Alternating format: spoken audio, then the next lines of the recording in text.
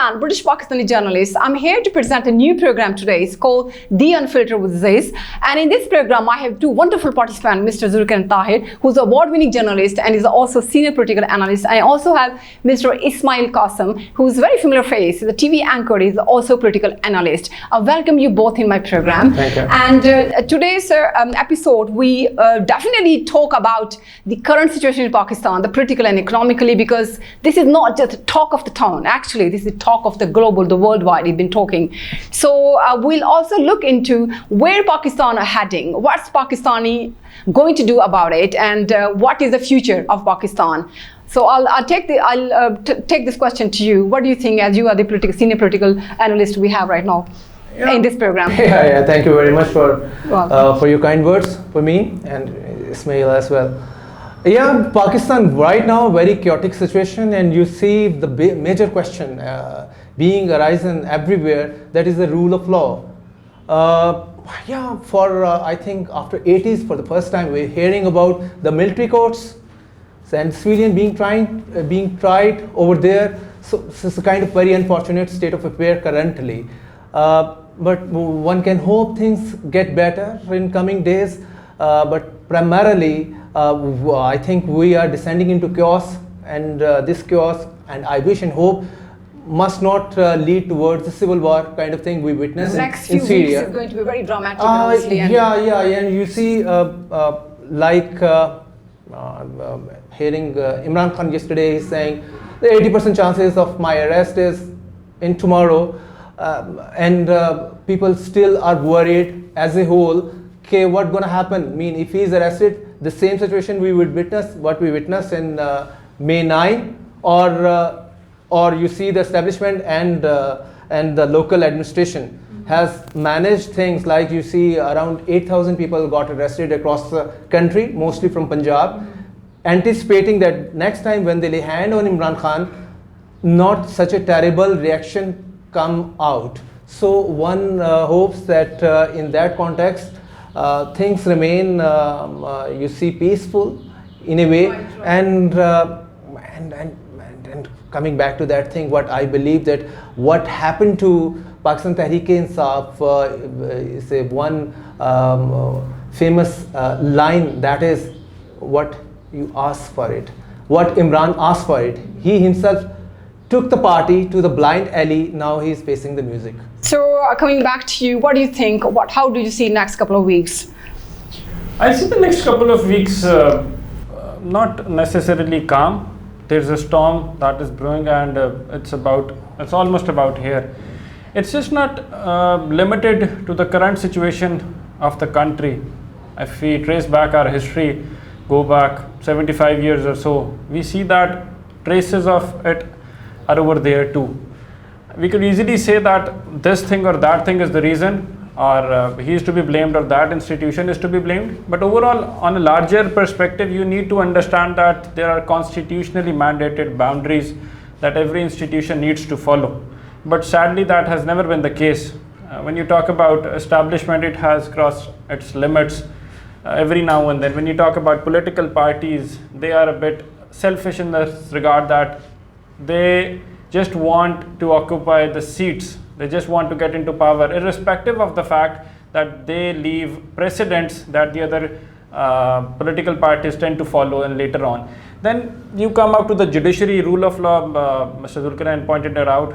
That is the absolute authority, and rule of law without accountability, you cannot expect any civilized society or any country to grow. Right, Considering the fact that we are a population of over 250 million and a nuclear state, we are a perpetual nuisance, not only for ourselves, but for the region across the border as well. So particularly South Asia and overall the globe, Pakistan needs to tighten its screws and handle the chaotic situation that is over there. Otherwise, it's going to get messy. Yeah, I agree with you. And also we have seen that the way the world call it, as there were some highlights, headline I read, and I'm on the social media, they call it was Imran Khan's arrest. I'm talking about it was the world call it as it was the brutal, unconscionable arrest. And then obviously we all observed that how Supreme Court, Pakistan Supreme Court, overturned the verdict of the High Court of Islamabad. So it was a very dramatic week we have seen and observed, the world observed.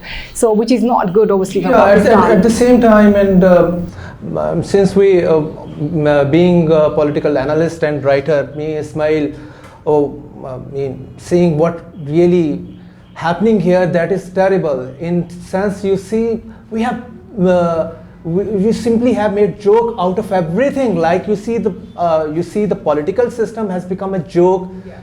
And so much so the judiciary has become a joke. Like a personal thing now, it's like a personal attack.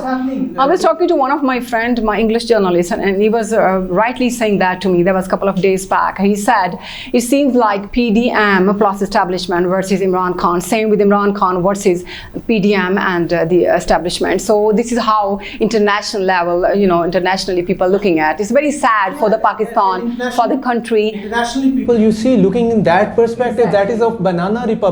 Banana republic, we define banana republic where is no rule of law. You can see there's no rule of law. Rule of law right now. For example, the glaring example of it, you see, like Supreme Court, like High Court, like the Session Court, they're setting free the people on bail, and the next they're getting rearrested. They get rearrested. You give them bail, they get rearrested. What you have made, simply, it's a joke now. Judicial system is joke. Well, you have differences.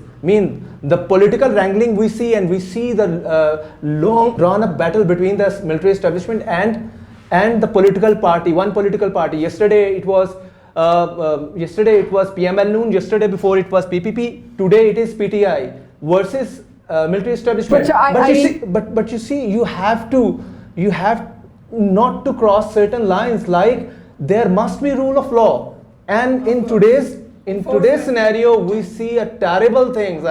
I'm again using this terrible thing kind of thing, because you see, when there would be no rule of law, at the end of the day, nobody gonna.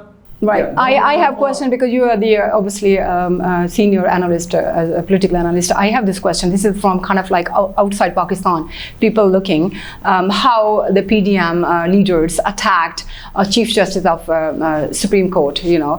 So this is quite alarming as well, because everybody involving separation of power, which with Pakistan, am I right? There is separation of power like we have in UK. Am I rightly say that? But you want to say something, sorry? The separation of power is over there, but it's saddening to see that the decision making that is being done by the executive court or the Supreme Court, the highest authority, is not being followed. We have made every decision controversial. We have made every election controversial. Every election, the result, the opposition party ends up claiming that it was rigged. And the ones who are in power, they just continue to do their work. So that is how it is. You talked about PDM and how it is being represented globally. So I'll just give an example that our minister over here claimed that, and the situation over that has erupted during the last couple of weeks, they ended up claiming that the ex-Prime Minister of Pakistan is housing around 40 terrorists over here in Zaman Park, Lahore. So that was a bit of a shocking statement. Everywhere across the world, I think it was quite people laughing about it when they were saying that. And it became so personal. This war became so personal. Pakistan lost some way in all that, if you think about it. It's all about personal grudges, personal war among the people and parties. It was a kind of good opportunity for the politicians to have been on the same page. But you see, there is a competition among the political parties. Every party would like to be on the right side of the establishment. Right. Yesterday, PTI was on the right side of the establishment, and it wanted to demolish the other party like PML Noon. And today you see, after the battering of 3.5 years at the hands of the Imran Khan administration, the Nawaz Sharif and company now would like simply saying thank to God, again we are at the right side of establishment putting its hand over our head. And what they're doing they're you see, unleashing kind of terror on the PTI and the PTI workers. This is a very unfortunate state of affairs. When a political party always looks up to the establishment to give your hand on a head, and then they do everything which is against the law. This is unfortunate state of affair, and at the end of the day, it will lead the country towards chaotic situation and and you never know when we see the civil war knocking at our doors. It already is knocking at our doors. When you talk about establishment, the political parties, the unfortunate thing over here is that they don't want the establishment to not meddle in the political system or the parliamentary affairs of the country. What they want is that the establishment meddles in the affairs of the politicians but remains on their side. So there's a difference. You want to be anti-establishment, but at the same time you want establishment to be on your side. So when you try to do that, this is where it leads to. This is where we are. When you compare ourselves to India, you see that there is very limited interference of the people in uniform over there. You know, there are well, it's supposed to be like their that. prime ministers who have completed their tenure. Sadly, we yeah. haven't had a prime minister over here who has completed the 5-year tenure.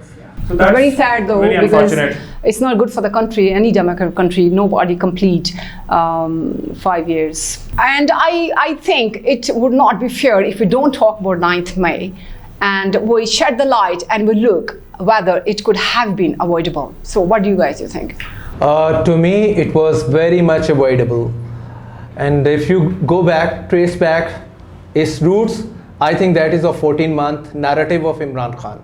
To be fair, Imran Khan started stoking against the army establishment back in since he was ousted by the vote of no confidence.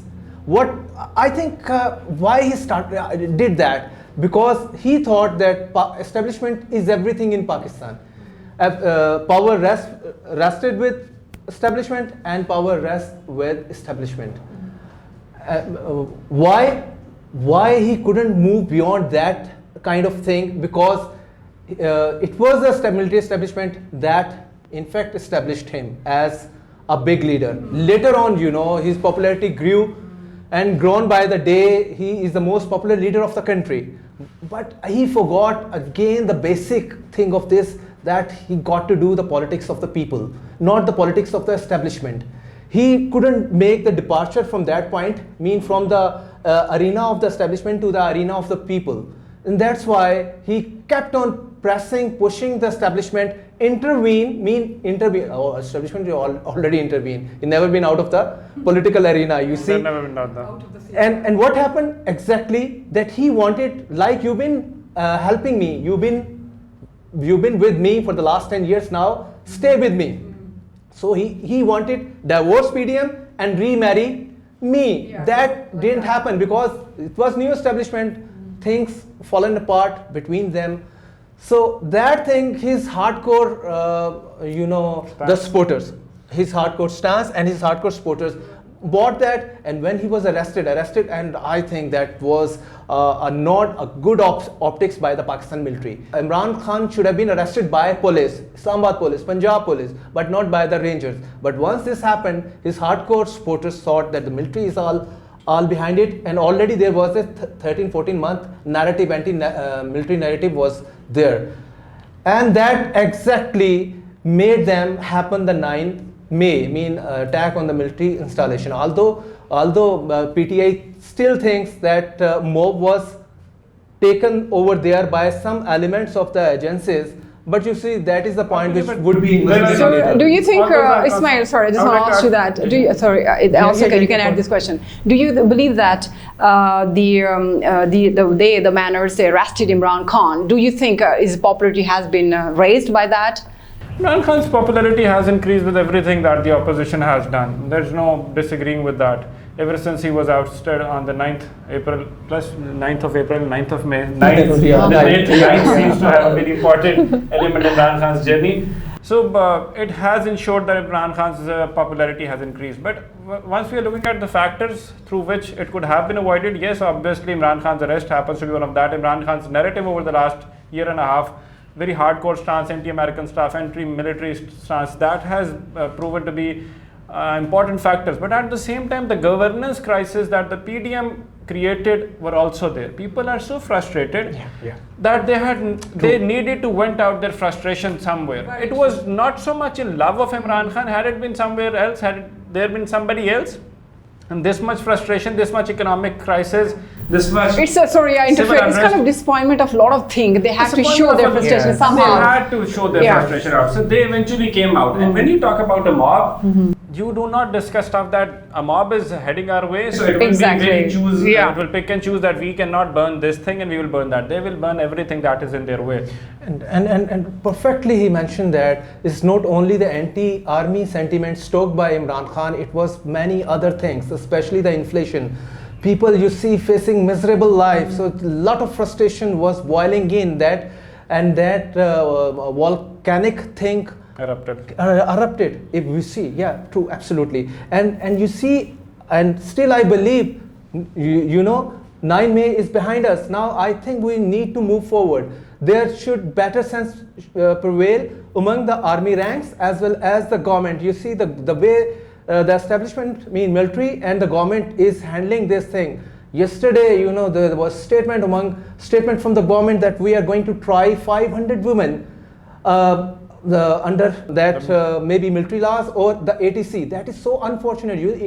They're going to be a bad optics. Pakistani government would be criticized for laying hands on women across the globe. Yeah. So we got to be magnanimous. Yeah. हमें जरा बड़ा दिल show करना चाहिए. And establishment should play now positive role.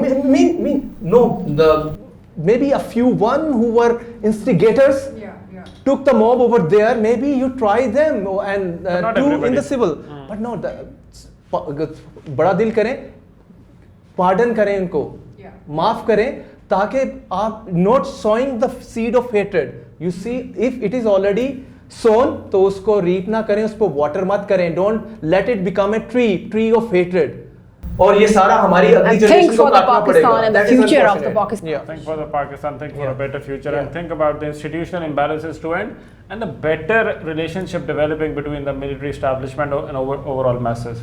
All right. Thank you very much for participating in the program. And I would say that, like the participants said, that it's very important the army at this stage, what's going on in Pakistan, should play a very constructive and positive role for the country, for the Pakistan. Thank you very much, and see you next time. Until then, Allah Hafiz.